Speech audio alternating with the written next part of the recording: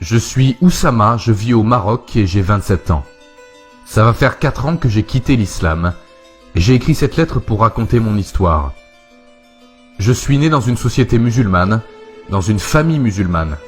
J'ai commencé à apprendre l'islam dès mon enfance.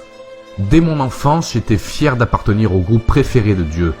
Dès mon enfance, j'ai appris à avoir peur de ce Dieu qui brûle les gens en enfer pour l'éternité. Dès mon enfance, on m'a appris à vénérer le prophète et à obéir à ses ordres.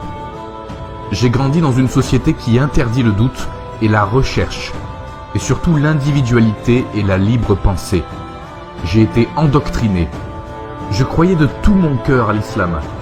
Je divisais l'humanité en musulmans et mécréants. J'étais pour l'application de la charia. Mais au fond de moi, des tas de questions me tourmentaient et je n'arrivais pas à trouver de réponse. Des tas de questions sur la vie, la religion, l'humanité. Pourquoi tant de religions? Pourquoi Allah ne nous a pas envoyé une seule religion? La Bible et la Torah ont été falsifiées et on trouve dans le Coran, en vérité c'est nous qui avons fait descendre le Coran et c'est nous qui en sommes gardiens. Coran 15, 9. Mais pourquoi Dieu n'avez-vous pas gardé ces livres aussi?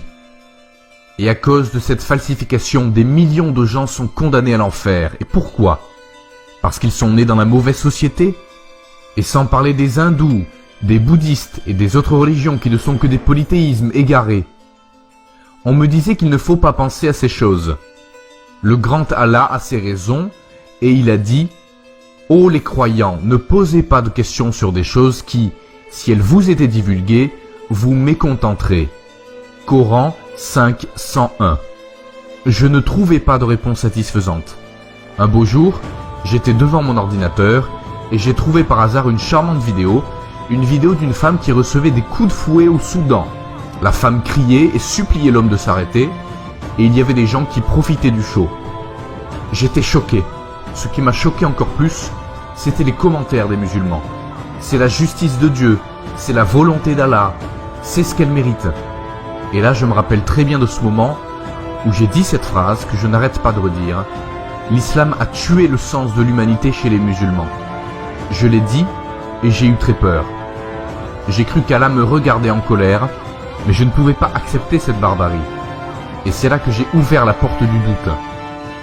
Allez le doute, emmène-moi où tu veux, pose tes questions et laisse-moi chercher la vérité. Il n'y a pas de Dieu là-haut qui acceptera une telle barbarie. Il n'y a pas de Dieu qui ordonnera d'accepter les choses comme elles sont et de ne pas réfléchir. Je refuse les coups de fouet. Je refuse la crucifixion. Je refuse d'arracher les mains du voleur. Je refuse la lapidation. Je refuse d'accepter cette barbarie et je refuse de dire que c'est la justice parfaite de Dieu. Ô Allah, montrez-moi de bonnes preuves pour croire à votre religion. Je cherchais et je découvrais que Mahomet n'était pas ce que je croyais, ce gentil prophète qui ne voulait rien d'autre que sauver l'humanité. Cette image n'était qu'une illusion. Il était un leader avec un sabre à la main, un leader qui visait la conquête du monde, qui profitait du butin, et il avait des esclaves, un leader qui avait inventé un dieu, Allah, pour arriver à ses fins, et voici une petite preuve. Ô prophète, nous t'avons rendu licite tes épouses, à qui tu as donné leur mar, dot, ce que tu as possédé légalement parmi les captives ou esclaves qu'Allah t'a destinées, les filles de ton oncle paternel, les filles de tes tantes paternelles, les filles de ton oncle maternel et les filles de tes tantes maternelles, celles qui avaient émigré en ta compagnie, ainsi que toute femme croyante si elle fait don de sa personne au prophète, pourvu que le prophète consente à se marier avec elle. C'est là un privilège pour toi, à l'exclusion des autres croyants. Nous savons certes ce que nous leur avons imposé au sujet de leur épouse et des esclaves qu'ils possèdent, afin qu'il n'eût donc point de blâme contre toi. Allah pardonne et est miséricordieux. Coran 33, 50. J'ai quitté l'islam et j'ai passé les 2 premières années à ne rien dire. Je savais très bien que personne ne me respecterait. Je jouais la comédie en disant devant la société des choses que je ne croyais pas. Mais je ne pouvais plus supporter de faire semblant d'accepter tant de conneries. Je ne supportais plus de dire « Oui, vous avez raison, il y a un complot mondial contre les musulmans. Les mécréants nous détestent. Ils demandent la liberté pour détruire l'islam. Oh, ce n'est pas possible, ils critiquent notre religion et blablabla.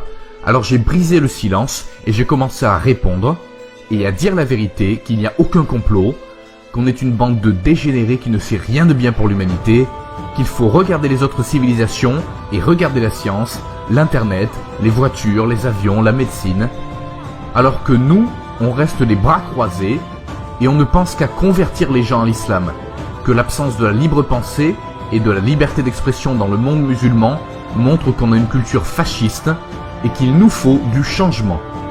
Et le seul changement qui a eu lieu, c'est la perte de mes amis. Pour mes parents et ma famille qui sont de simples musulmans, je ne leur ai rien dit. Je n'ai pas envie de les perdre. La semaine dernière, c'était la fête du mouton, j'étais avec eux et j'ai mangé beaucoup de viande, quelle joie. Je vis dans un pays qui refuse la libre pensée, dans une société qui ne voit aucune différence entre la trahison et quitter l'islam. Et c'est tout à fait normal puisqu'il vénère un prophète qui a dit « Quiconque change de religion, tuez-le ». Un autre hadith. Il m'a été ordonné de combattre les gens jusqu'à ce qu'ils témoignent que nul n'est en droit d'être adoré qu'Allah et que Mahomet est l'envoyé d'Allah, qu'ils accomplissent la prière, qu'ils s'acquittent l'aumône légale.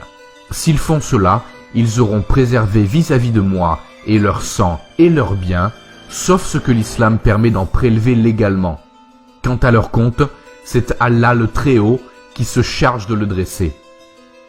Personnellement, je suis sûr que les musulmans ont deux choix.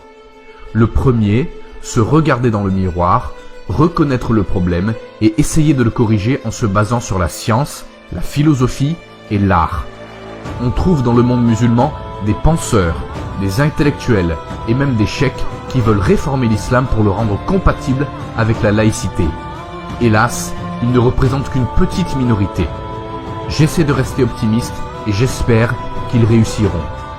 Mais si les musulmans ne se rendent pas compte de la gravité de la situation, s'ils continuent à accuser le monde de leur sous-développement, s'ils n'assument pas la responsabilité, s'ils continuent à vivre dans le mensonge, à rêver d'un monde musulman parfait et sans aucune faute, cela signifie la chute du monde islamique.